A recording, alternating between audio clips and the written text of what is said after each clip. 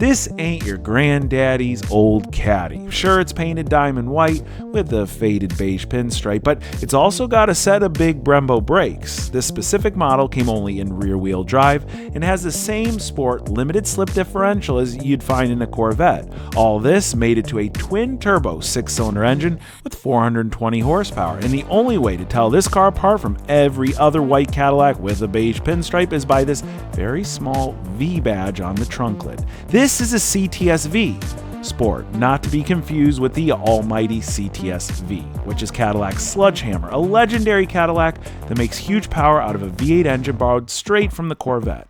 The V Sport is more of a balanced sports sedan. A smaller engine up front with twin turbos translates to something lighter on its feet and more tolerable to daily drive. But these always came with one big issue. Over a decade ago, this thing retailed for $70,000. If you're going to spend that type of money on this type of car, you might as well be at the BMW or Mercedes dealer. And if you could swing 70 grand, you could likely afford the $84,000 starting price of an actual CTS V. So when I saw this one listed as is with an engine issue at the wholesale auction, I figured it could be a pretty great gamble for just $8,000. And when it arrived, everything went pretty drama-free. The car fired right up, there were no obvious noises, and it drove right off the transporter's truck. So I folded up my electric e-bike, which couldn't have fit any more perfectly in the trunk, and I hopped in the Caddy. Now every single warning light possible is on this dash, but driving around the parking lot, everything felt fine. It wasn't until I got on the main road and gave it a bit of gas that there was a really rough hesitation. So we put this car in manual mode, and we'll drop it down a gear here. You can see on the left there's a boost gauge within the tachometer. Put our foot all the way down. Oh, the car literally has died. I've got no throttle input now at all. Before it was not boosting, now it's not even running. I think I just ran out of gas though. Oh shoot, I think we ran out of gas. It's pretty typical that all these auction cars have low fuel, but this one was literally out of gas. Luckily, I was only a mile or so away from my place, so I left the Caddy on the side of the road and just shot home really quick. And when I say quick, my electric e-bike goes 28 miles an hour, so it was really very quick. Man, having this bike has saved me a huge hassle, a ton of time, and a lot of walking distance today. Actually, when I think about it, it reminds me a lot of our Cadillac. First off, we've got a powerful hub motor back here. I think it's like 1,000 watts, capable of like 55 Newton meters of torque. Of course, we've got front and rear hydraulic disc brakes, and we've got front fork suspension along with the seat post shock, with a nice big cushy saddle that makes it ride a bit like a Cadillac. But the real magic happens in the frame here, where they've concealed a lithium-ion battery that's swappable, and in its long-range form can go up to 65 miles on a single charge, which is like 65 more miles than our Cadillac will currently go. Now this is the XP 3.0, and I specifically chose this electric bike because of its great portability. But what I love about it is just how natural it is. If you hop on it and ride it like a regular bike, it works just like a regular bike. But when you turn that pedal assist on, the faster you go, the more the motor kicks in, and its seamless power makes long rides very enjoyable. And if you need a break from pedaling, all you got to do is pull the throttle on the grip here and it will go by itself. This is just one of many different models available from Electric that starts under $1,000, so they'll likely have something that'll fit your budget and your lifestyle. All you have to do to check them out is scan the QR code right here or hit that link in the description box. When you're there, make sure you use code SAM at checkout to get a free bike cover with your purchase. Now I want to give a huge thanks to Electric for getting us out of this jam today and for sponsoring this video. Now let's go retrieve our Caddy. All right, now we're about to go wide open throttle. Let's refrain from doing that right now. That could have very well been a sign from a higher being that we should respect the check engine light that's on the dashboard. Otherwise, the car seems to be running and driving all right. But that might not mean much because this car does have a GM 3.6 liter in it. If you know, you know, and if you don't, you're about to find out.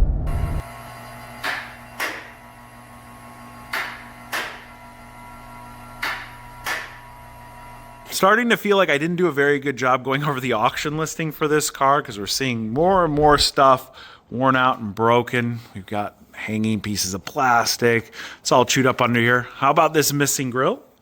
That is something that definitely was not listed at all. And admittedly, none of that stuff's a big deal, right? Like, we could polish this thing, make it look decent. What would be a big deal is if we've got blown mag ride shocks. Now, based on how the car drove, I am hoping that is not the case, and we find something like, well, something like this right here, a busted ball joint boot.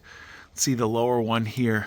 Can't tell if this is just a bunch of grime or if it's broken as well, but we at least have one failed ball joint boot there. That would definitely make a noise. And on the other side, we've got the same exact story going on. Looks like the lower one is separated here. This would make that noise. The car actually feels like it drives good. It's just noisy when you're turning the wheel. And when we go up a little higher, we want to just look at the body of the shock here. When these mag ride shocks leak, they get really grimy, really dirty, and it's pretty obvious. So from this perspective, I don't see anything problematic. But what we'll do in a moment is just lower the car down and make sure that there's nothing higher up. So far, if we had to replace all 4 front control arms, they look very easy to get out. And I would anticipate they would cost maybe like $300 to $400 for all of them. So easy job, not that much, would be worth doing. Now, come a little bit further down and I'm seeing a grimy oil pan. It's definitely not the worst I've ever seen. It's just got a little bit of dinge, which means something's leaking. And it's weird because it's contained pretty low. You go a little higher and there's no more oil. There's a smidge of it up there. On the other side, we see basically the same thing. Super clean up top. Trying to see where it comes apart. I mean, I see all these lower bolts. I see the case looks like it maybe separates. Maybe here. Maybe an oil pan gasket. Maybe a sensor that has a bad seal. Either way, it's probably not a huge deal. And so that's actually good because if you look at where it connects to the transmission, we don't have any leaking there. That would be the big job, the rear main seal, and we're all clean. Not to mention, look at the transmission pan. When these cars get to be 10 years old, if they have the original transmission pan on them, they usually are pretty grimy and weepy around. I bet this has been done once. That's great that someone serviced the transmission because, a lot of the times with these newer cars, they have lifetime transmission fluid. The dealership never recommends it. And when you see someone who proactively went and changed the fluid filter and just cleaned everything up, that's great. That means mechanically they probably maintain this car. So this all looks amazing and we keep going down. It's just clean, no rust, no funny business. I did buy this from a southern state, so that all checks out. I'm just taking a quick look at the rear suspension bushings everywhere. It all kind of looks fine. There's no play in the rear tires here anywhere, so this is all good. Now, it's funny, the rear tires are one of the reasons I bought this car. I saw that it had these really high-end, nice rear tires and the tread wear on them. Super even, super nice, ton of meat left.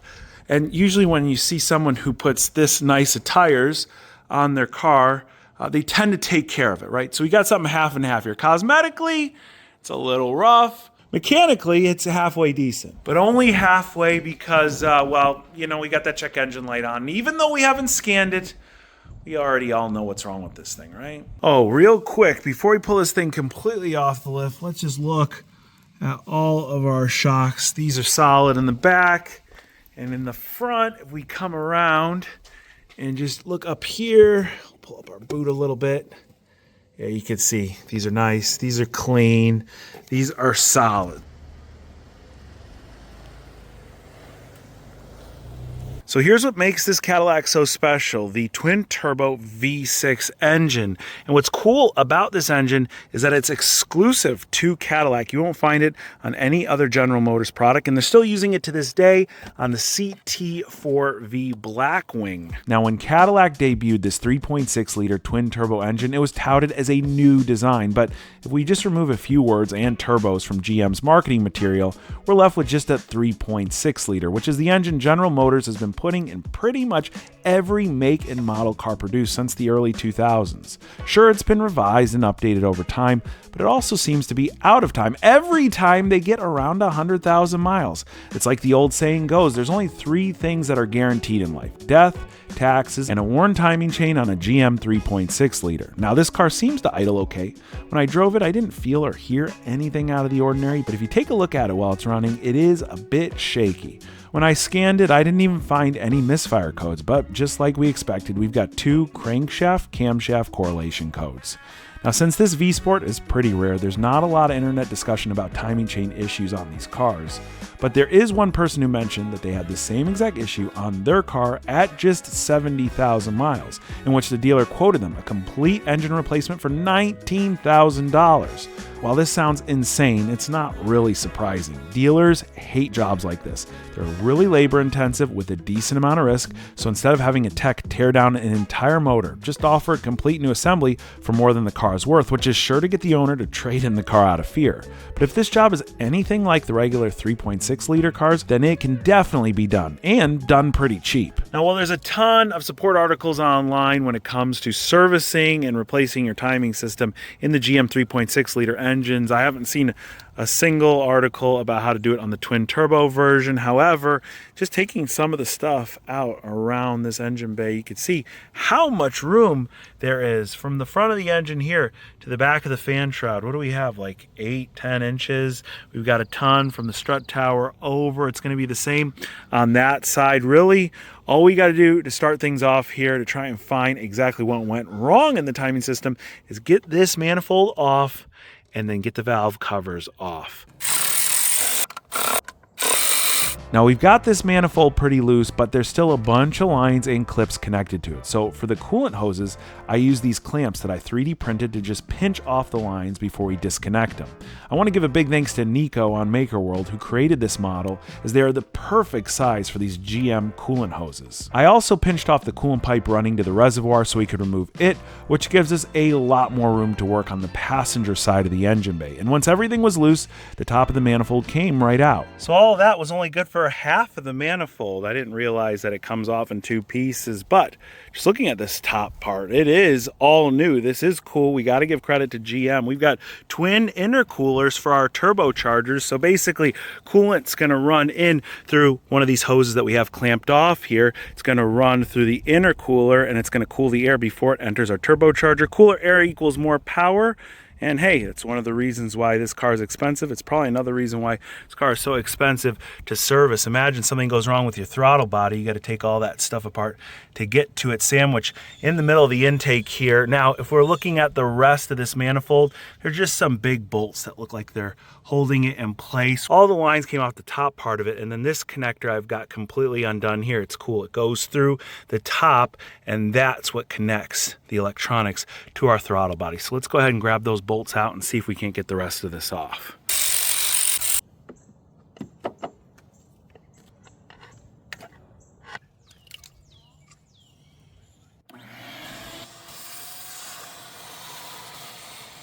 All right, there is full access to our valve covers. We can finally take them off. We can inspect our timing system, but I want to show you one other quick thing that I found while I was messing around in here. If we look down on the passenger side here, you can see where there's a lot of oil. That's got to be a valve cover gasket leak here on the passenger side. I think that's where we saw the majority of the drippage coming from. So that would probably solve that minor oil leak that we saw underneath the car. So let's go ahead. There's just a few things bolted on the top of the valve cover here, and then a couple ignition coils and bolts all around. This thing should just pop right off. Ooh, man, these look bad, bad, bad. Well, this would explain quite a bit, and honestly, it's not what I was preparing to show you after taking the valve cover off. I was preparing to show you this right here. We'll get back to that in a second, but this is the dirtiest, darkest valve cover I've ever seen. And it's kind of strange because when I got the car, I did check the oil. It was at a fine level, and it didn't look like it was the worst oil I've ever seen. So the oil that's currently in the crankcase probably isn't super old, but all of this darkness inside the head, all over the valve cover, would indicate that this car didn't have very regular oil changes. But let me hear from you guys. Is this 100,000 miles of buildup, or is this 100,000 miles of neglect? Either way, all that slack in our timing chain is not supposed to be there. That's what is setting our codes. Likely, this car has already skipped a tooth, and if we keep driving it, we risk the timing going further out, in which case the valves will hit the pistons, and then you'll need basically a replacement engine at that point. But we're in a good place here. We've got a lot of this already torn down, and to get the rest of it pulled apart shouldn't be too bad. But my main question and concern as we continue this repair is, what is causing the failure on this car and on all the other GM 3.6 liters? I've seen a handful of posts on different forums and chat sites where people bring their cars into a dealership that have the naturally aspirated version of this 3.6 liter engine. It's got the check engine light on the dashboard, or it's just running really rough. And then they're quoted several $1,000s for a timing chain job. And they all go, how has this happened to me? The car's only got 100,000 miles on it. And the people on these sites point the finger back at the owner and they go, well, you must have not done very regular oil changes. And they go, yeah, I took them in every 10,000 miles. And they go, well, that's not enough. The manufacturer might recommend 10,000 miles, but we're telling you, you need to do it every 3,000 to 5,000. Now, I'm reluctant to argue with those people after finding so much varnish underneath the valve cover of our Cadillac. However, I find it hard to believe that, like clockwork, all of these General Motors V6s have these timing system issues, and it isn't just some greater problem with these cars causing the issue, or whether it's just cheap timing components used from the factory. If you have any more input on this, please, I'd love to hear what you have to say down in the comments. As this car sits, I'm in at about $8,500 between the shipping and the fees. I figure if I give myself a few $1,000s of budget, we could tidy up the exterior, get that quarter panel dent out. The good news is it doesn't have to be repainted. I think that PDR can take care of it, and then get our timing system issue sorted. We could have a great daily on our hands or have a decent amount of profit, because these cars are still pretty darn desirable. There's not a lot of them out there, and they sell pretty quick. The cheapest one I saw online had more miles, and they wanted like $16,000. This is a premium trim, so it is the more desirable one, and if we can prove that we just did a fresh timing chain on it, well, that's good news as well. The best news is that the timing chain kits are so plentiful for these GM 3.6 liters, and this takes the same kit that the naturally aspirated cars do, that the prices aren't all that much. You can get a timing system kit as low as $60 over at Temu. Is that the one that you would buy? Well, it sounds like a great deal to me, and I know a lot of you guys would say you should never put Chinese timing system components in your car, but where do you think the ones come from that are at the local auto parts store? Either way, in the next video, we're gonna have this torn down, and we're gonna do a full timing job, and hopefully it gets rid of that check engine light. So if you're not already following the channel, make sure you hit that subscribe button below, so that when we post the video where we time our Cadillac CTS V Sport, you're the first ones to know. Also, if you're not already following me on Instagram, where I provide updates to the channel and new project cars before anything goes live here, well, all you got to do is find me here, hit that link down in the description box. Guys, I can't thank each and every one of you enough for watching today, and I'll catch you very soon.